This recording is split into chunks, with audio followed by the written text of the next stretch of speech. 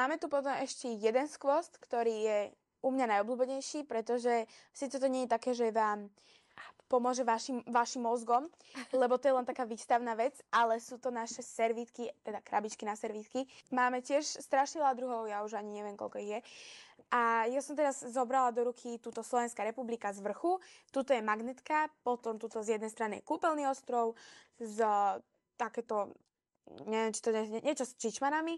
Hej? Čičmanský vzor. Potom tuto máme piešťany, takže ak si piešťan, tak na čo čakáš? Tu je magnetka, kde sú tiež piešťany. A všetko je to inak ručná práca a vyrábané laserom. Drevo. Áno, drevo je veľmi príjemný materiál, už som to spomínala. A má teda tú špecifickú vôňu, je ekologické, ľahko spracovateľné. Konkrétne teda tieto naše výrobky sa vyrábajú z topolového dreva, ktoré je veľmi mäkké drevo a veľmi príjemné drevo a dobre sa s ním pracuje. Potom vlastne tá vôňa, ja som spomínala, že som to ovoniavala, pretože ono tam nebolo cítiť len to drevo, ale aj vlastne to vypaľovanie, hej, že cítiť tam, že teda sa s tým drevom pracovalo aj tým laserom a to vypaľovanie tam normálne cítiť, hej. Všetko je len z dreva, preto sa tá naša stránka volá Radosť z dreva. Dreva. Pretože máte z toho radosť a je to z dreva.